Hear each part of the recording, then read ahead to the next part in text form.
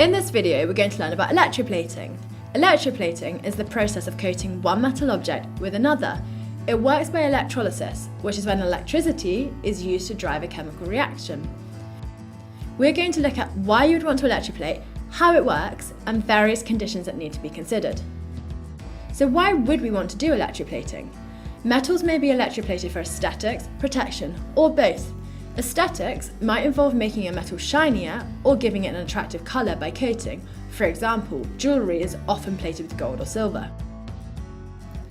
A metal coating can be used for protection, as it may help resist corrosion, rusting, or just general wear and tear. Car rims are electroplated for both shininess and protection. Chromium, commonly known as chrome, nickel, tin, zinc, and cadmium are often used to plate copper, iron, and steel objects. Tin cans are actually made of steel but have a thin tin coating. Ed White, the astronaut who made the first American spacewalk in 1965, was wearing a gold-plated visor to protect his eyes from the solar radiation. So how does electroplating work? An electric current is passed through a solution that conducts electricity, called an electrolyte. To create this current, two electrodes are dipped into the electrolyte solution and connected to a battery or power supply. So we end up with a setup that looks something like this. When the current is turned on, the electrodes gain a charge. The positively charged electrode is called the anode, and the negatively charged electrode is called the cathode. The electrodes in an electrolyte are carefully chosen based upon what metal you are plating with.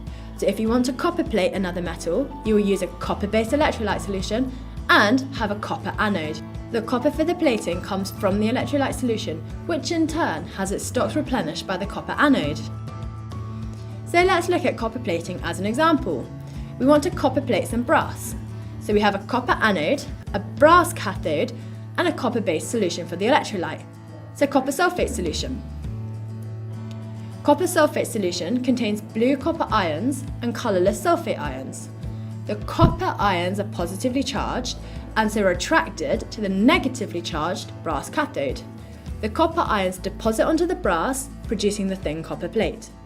The positively charged copper ions gain electrons, which is known as reduction.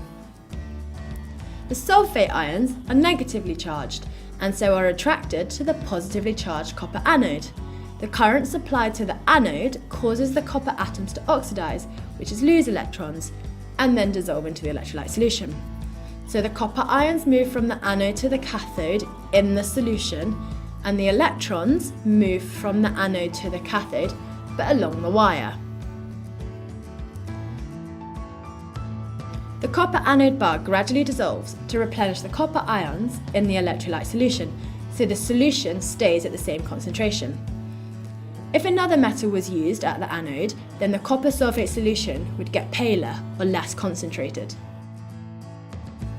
So just remember that oxidation, the loss of electrons, takes place at the anode, and reduction, the gain of electrons, takes place at the cathode. So a few other things to consider in electroplating. The speed at which electroplating occurs depends only upon the strength of the electric current. A stronger current increases the speed at which the ions and electrons move through the circuit, speeding up the plating process. One way to increase the current is by increasing the concentration of ions in the solution.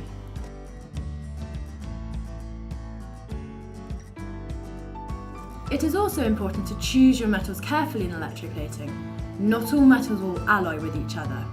For example, steel has to be copper plated and then silver plated, because it will not form a direct alloy with silver. There are also environmental concerns associated with some metals. Chrome plating, for example, creates waste materials which are dangerous to humans and animals. Waste products have to be treated accordingly to make sure they are safe, which can be very expensive. And finally, most importantly, for current to flow, the ions need to be able to move, so the compound must be molten or dissolved in a solution. So in conclusion, from this video, you should understand how electroplating works using electrolysis. When the current flows, the positive ions in the electrolyte solution move towards the negative cathode, where they gain electrons, which is reduction, and this is what causes the plating to occur. At the anode, the current causes the metal atoms to lose electrons and dissolve into the electrolyte solution. The electrons, which the metal atoms lose, flow back to the power source and around to the cathode. Losing electrons at the anode is known as oxidation. So just remember, we have reduction at the cathode and oxidation at the anode, and that's electroplating.